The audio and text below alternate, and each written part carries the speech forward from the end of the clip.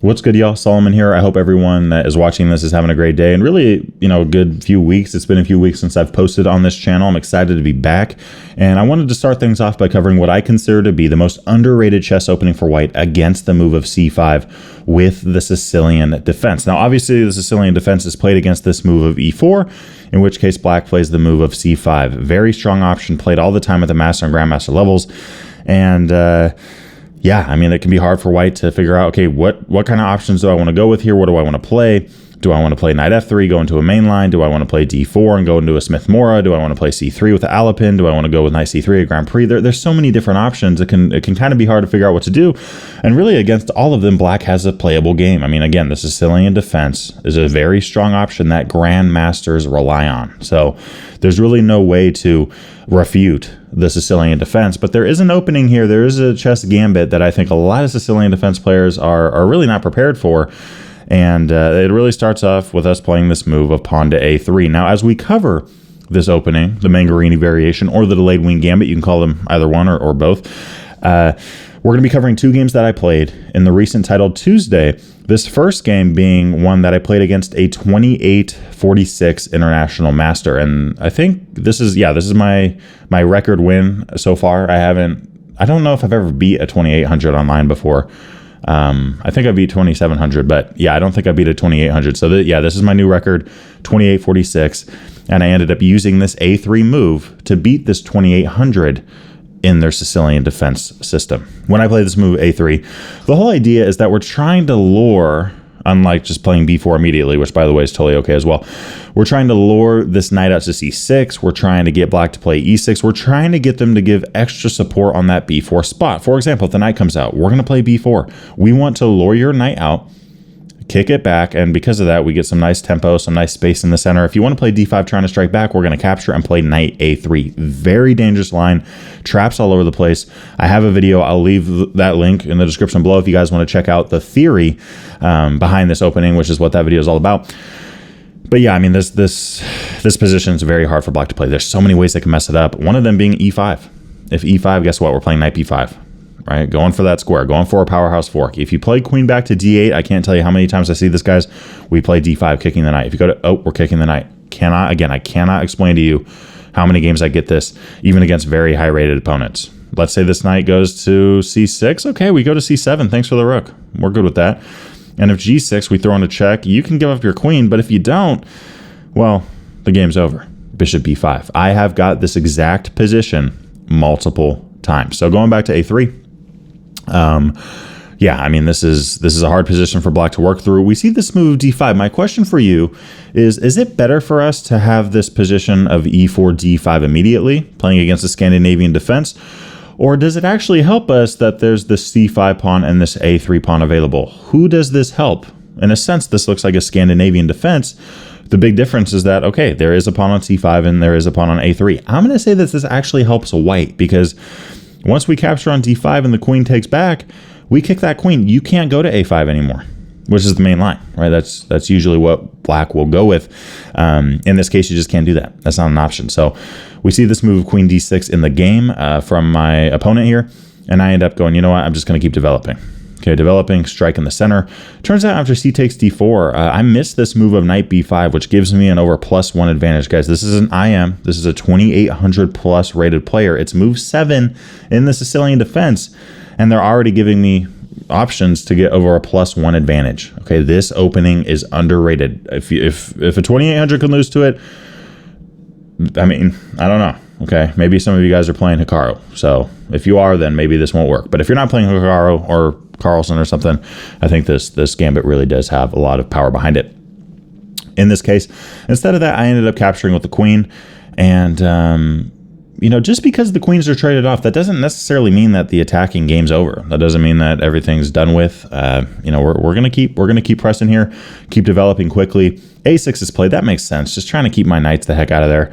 I ended up playing bishop f4. I still have a good position here. Again, I missed that knight b5 idea, but this is still a very solid position for white, in which case white has the advantage, and I think practically a big advantage because we're just up so much in development right now. I mean, after e6, right now we got 1, 2, 3, 4, 5 pieces developed. Black only has 2. That's a 3-piece advantage in terms of development and activity. And yeah, in this case, let's just keep developing. Let's bring our rook towards the center, okay? What I often tell my students when I'm visiting elementary schools and stuff with Train Children Chess Academy, there's 4 steps to the opening. Pawn in the center, castle, connect the rooks, activate the rooks, right? We want to get our whole team involved. We want to get everybody in the action. We don't want to move the same piece over and over and over again. Obviously, there's exceptions to that, like the Alapin Defense, for example, but especially if you're starting to play chess, if you're a beginner, if you're hitting, starting to get closer to intermediate, you generally want to follow those rules, unless, of course, you're playing a system like the Hippopotamus Defense, which just kind of breaks all of it, which I'm a big fan of, as many of you know. Yeah, in this case, I mean, if we look at activity, if we compare activity, black ends up castling. Black's catching up a little bit in terms of the development. They still have 2 pieces that aren't developed and really are going to have a hard time getting out. And we have every single piece of ours developed. And by the way, when I say pieces, I'm not talking about pawns, minor and major pieces. Minor pieces being bishops and knights, and major pieces being rooks and queens. Okay, so yeah, in this case, if we compare activity, let's evaluate this position. Well, our rooks are better than theirs. Our rooks are much more active. They're more centralized. I think our bishops are better as well. Right, we got a very strong bishop on f4, a bishop on c4, aiming directly towards the enemy king. I think overall our knights are a little bit better as well. Specifically the knight on d4. I don't know if the knight on c3 is super active right now, but the knight on d4 is putting pressure on e6. And because of our advantage in activity and development, I end up being able to play knight captures on e6. So sure, my opponent, over 2,800 rated, did avoid opening traps at the start. But because of my advantage in development, well, now black's in trouble. Black's in a lot of trouble, actually. My opponent ended up capturing on e6. If rook e8 is played, well, then knight c7. And you're going to lose one of your rooks. So, and more, really. So, yeah, I mean, that's not great for black. Black ends up capturing. Now I play rook takes e6. I just sacked a piece for 2 pawns, which I would usually never do, especially if there's not queens on the board. Why am I giving up material? Usually in chess, if you're down material, you're losing. That's usually how it works. There are exceptions, though, including a position like this. I know I'm going to get my material back. This bishop on e7 is hanging, and my bishop on c4 is aimed towards the enemy king. Why does this matter? Well, if the bishop moves somewhere, no matter where my rook goes, I don't care where you put it, guess what? It's going to be check. I could literally take on a6 here. It's check. Once the king moves, thank you for the rook. I'm up a rook here, right? I'm up a rook. I mean, I got 2 rooks, you got 1. Of course, you got 1 more minor piece than me, but we kind of balanced it out with the pawn advantage as well, because black has 3 pawns, and I end up having 6 here. Okay, so this is obviously crushing for white. Going back, if black goes, I'm going to defend the bishop, well, I take, and it's still check. It's still check there. It's still check, right? Still check. If the rook goes to f7, well, okay, I take, and guess what? You can't even take back, because then that rook is pinned. So black's in a lot of trouble here. King f7 doesn't solve the issue of the fact that we still get a check there. So my opponent ends up going, I'm going to play king h8. I'm going to get my king out of there and just let white take the bishop. And there's not much better that black could do there. I mean, at this point, we're now up a piece for a pawn. Now the name of the game, I know I'm winning here. I know I'm winning. Of course, I'm playing up against a 2,800, so I got to be, careful. Okay, I got to be real careful to not giving anything up. But the name of the game right now is trade down, keep the game boring, keep the game simple. When you're up in material, trade down and try to keep things boring. There's no reason to play risky. There's no reason to just start sacking pieces and trying to get some crazy mate. You're up. You're winning. You're up in material. Remember that. The moment you're up 1 pawn, guys, start just playing solid chess. Don't be in a rush. Don't be in a rush, and just start trading down to 1 endgame. After knight b6, I just drop my bishop back to b3 again. There's no reason to play crazy here. Just drop the bishop back. Knight g8. Well, I want to trade down. Let's trade. After the rook captures back, bishop e5. Decided to just put a little bit of pressure on g7, and here I realize, this knight could go to c4, so let me play b3 to really limit the activity of that knight. In fact, right now, this knight can hardly move anywhere. If you go to d7, I am able to sacrifice my rook and get 2 pieces out of it, which is more material for me.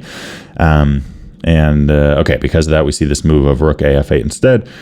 f3 is played. Again, I could take on b7. That's fine, right? That's a totally fine move. But I ended up playing f3 because I don't want to let my opponent get any activity. I don't want them to get any kind of ideas, getting this rook on the second rank, starting to mow, like a lawnmower, and starting to eat my pawns off like crazy. I just want to limit their activity, right? In chess, the way I've explained this before on the channel, the way I think about it is like if you have a fight, right? If there's a fight breaking out and you got 100 people fighting against 99 people, well, who knows who's going to win? I don't know. But if you have 2 people fighting 1 person, well, the difference is still 1, but the percentage, right? The statistical, come on, Solomon, do math. What's that called again? A freaking, gosh, I haven't been in math class in forever. The fraction, right? The fraction is more in the leader's favor. 2-1, right? Is a little bit better than 3-2. And 3-2 is a little bit better than 4-3 when you're talking about matchups. So anyways, sorry that took me a second, guys. I'm kind of getting old. 26. Anyways, okay. So I play F3. Knight C8 is played. And in this case, okay, fine, right? I'll take the pawn. Now we're up 3 points in material. And okay, rook E8 is played. F4, just play calm, defend the bishop. H6 is played. I play rook C7. Really, I want to get my rook to C6 to start eyeing certain pawns, but I didn't want to do that right away because then, well, the knight would capture me. So knight E7 is played. My opponent continuing to try to keep me out. All right, rook A7. Black here, you can't really offer a trade, first off, because that's a bad idea to offer trades when you're down in material. Secondly, I would just take your knight. So we see this move, knight C6. I now go up 4 points in material, but of course, black ends up getting that back.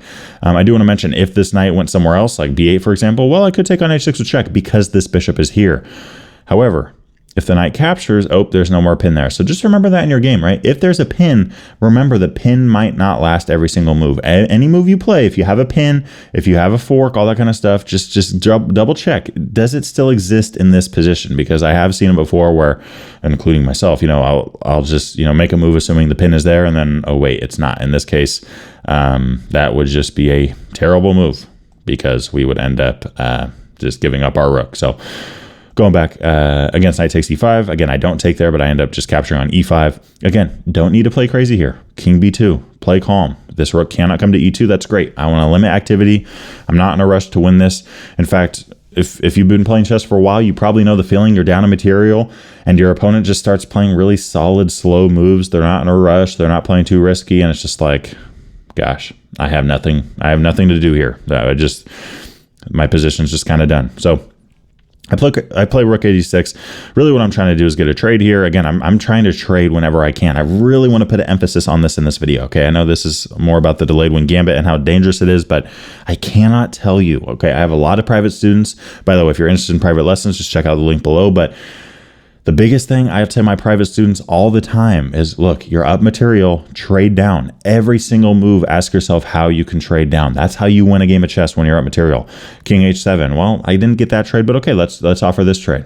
Let's offer this trade. If the rook wants to run away, thank you for the bishop. So we instead see rook takes d5, a capture back. And now the name of the game, we got 3 passed pawns. Black has none. It's 2-on-2 over here, 3-on-0 on the left side. And yeah, I mean, it's time to start rolling, right? Radiator springs, start pushing those past pawns. Speaking of radiator springs, got this little Lego here. Let me know if you know the reference, but okay, there you go. H5. And by the way, if you're going to come out after me for having a Lego Lightning McQueen, I want the smoke, okay? My favorite childhood movie. All right, H5. I end up playing A6. H4, A7, just continuing to push here. Rook A8, knight B5, let's defend the pawn. G4, it's pretty easy to stop a 2-on-2, right? 3-on-3, sometimes there's more Lego leverage or pawn breaks or breakthroughs, but 2-on-2, you can kind of just lock it up or take whenever they end up pushing one of the pawns to one of the two squares here. I mean, you can always block it up or you can always take. In this case, I just keep developing my king. After G3, I didn't want to lock it up here because I didn't want to give that bishop some leverage on my light scored pawns. I'd rather have there be one light scored pawn than 2, so I end up capturing, just improving my king. And sure, you can take that pawn, but I end up attacking the bishop, going check, check, thank you for the pawn. Now it's 3-on-0 and 0-0 on the king side. Get the king in there, pin the bishop. Black here could save the bishop, but then we just promote. So my opponent ends up going, you know what, I'm going to play king d7. Actually, very, very nice try from the 2800. Rook b8 check. Okay, I've been teaching a lot to elementary school kids locally, and I'll tell them, guys, I've been playing chess for nearly 20 years. I've only not promoted into a queen 2 times. Well, now I got to make it 3. I got to say 3 now because I didn't promote into a queen here. If I promote into a queen, stalemate. Stalemate, that's it. right? So very rare that I run into that. I don't know. Let me know down below. Like, I don't know how many games you guys have had where you shouldn't turn into a queen or where your opponent shouldn't, but I feel like it's very rare in my games. I hardly ever get it. Like, it takes years for me to see it again. So yeah, it's just rare. So in this case, I don't promote to a queen. I promote to a knight to get check.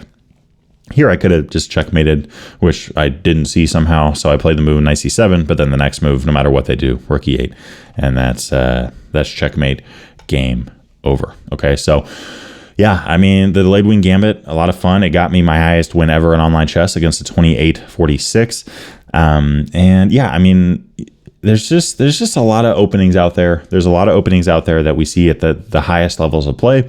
And as I say in a ton of my videos, it's so easy to just look at the top 10 players in the world and go, oh, they're playing that, I got to play it too. I disagree. I'm always looking for underrated responses that are a little bit more rare, but get great results. So taking a step back here, this is another game that I played in this title Tuesday against another Sicilian Defense, this time against a candidate master. And I ended up, again, going with the move of a3. Now, my opponent played e5. This kind of gives us a pretty decent advantage to work with, especially positionally. I could have just, and probably should have just played a move like bishop c4, right? Going after that d5 square. Black plays c5 and e5. It's only move 2, guys. It's only our third move. And this is already a hole. For the rest of the game, no black pawn can attack / defend that square. So we can play bishop c4. We can play knight c3. We can play d3. We can play knight f3 or knight ge2. I kind of like that idea and looking for f4 breaks, but we're really going after that d5 square. And by the way, if you take on e4 and try to do a little center fork track, guess what? We throw in a check. So it doesn't work. I mean, if you play bishop d7, we can trade off. If you play knight c6, we just run away and we're up a piece of our pawn. So e5 is played. In this case, I ended up playing b4, just going, you know what, I want to have fun here. I want to play b4. And the game did end up being pretty fun. I played c3, d4, breaking open the center, check. And up to this point, black's playing pretty well. They played d5.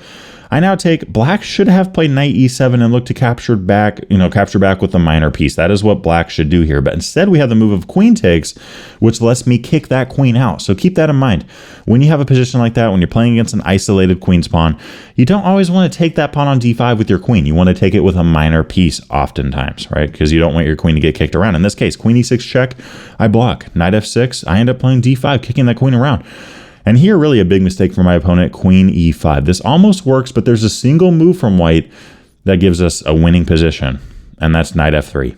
Okay, and in this game, it's not a 2800, it's a 2478, but needless to say, I just feel like this Mangarini Delayed Wing Gambit type of opening against the Sicilian Defense, people just aren't prepped for it. People don't know what the heck to do with it. And I will say, too, if you're a beginner player and you're like under 1,000, it might not work as well.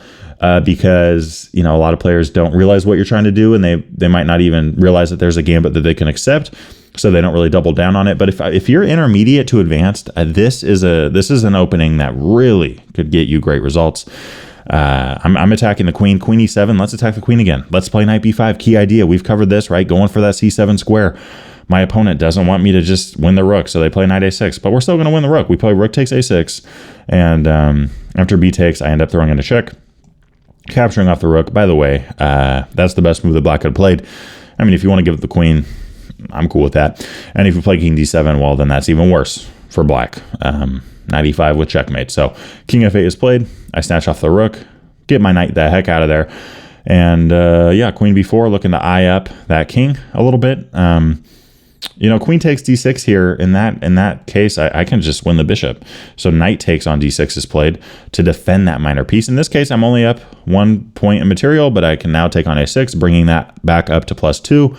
King g8, and again, the name of the game, I'm up material. I'm not about to get checkmated. Let's trade down. I don't need to be worried about checkmating my opponent. I don't need to sacrifice material and play risky. There's literally no reason to do that. h5 is played here. I play rook d1, going after that knight. Right, and this isn't playing risky. This is aggressive, but this isn't playing risky. There's no risk involved in this. Rook h6, I end up playing knight c5. The bishop takes. All right, let's capture back. The name of the game, let's trade. All right, let's offer a trade. Keep offering trades every single move. I end up capturing back with the queen, and this game actually, you know, ends pretty quickly here, but I did make a big mistake. Big mistake. I play h3, g6. I play queen d8. The moment I drop this piece here, I go, oh my gosh, I just gave up the game. And I did. My opponent didn't see it, but queen d8. Do you see the tactic here? What can black do to have a winning position? Rook e1 check. we see this kind of stuff in tactics, puzzles, and books and stuff.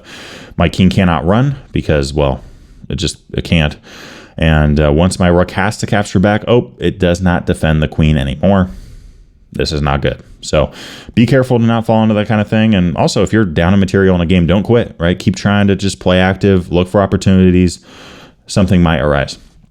Queen c2 is played. I played queen d3. Not the best move. Black can still play this, but I'm not losing there. I'm actually still winning after king h2. Of course, black plays queen c7. At this point, I knew that what I did was a terrible move, so I played g3 and then started playing better again. Bishop takes h5, bishop f3, king g2, just playing calm, offering a trade, attack the queen, offer a trade. My opponent resigns here. They know that if they end up trading queens, this is just not going to work out, right? I mean, this is a one game for us. I would probably play a move like rook d2. Some might call that too safe. I don't mind, right? I mean, we're trying to play solid chess here. We're trying to just keep slowly improving our position. You do have a passed pawn, and it is going to take a little bit of good technique for us to win this kind of game. But at the end of the day, even right now, we have 3-on-2 and we have a bishop. So we're just going to keep trying to make progress on the side of the board. And yeah, I mean, if this rook wants to stay here its whole life to defend the pawn, okay, our rook will be as well. But this is a one game. Okay, so let me know what you thought of those games down below. Hope you got something out of this video. Make sure to subscribe if you enjoyed it. If you made it this far, I hope you did enjoy something or get something out of it. So it does a ton for me and my family. If you can hit that subscribe button, we appreciate you a ton. We'll see you on the next one. Thanks for watching today's video. I wanted to give a big shout out to my Patreon supporters for the month of October in 2024. If you guys haven't checked out the Patreon before, there's some exclusive benefits that you gain by becoming a member. And if you join, I look forward to seeing you over there. Subscribe for more content, and I'll see y'all in the next video. Peace.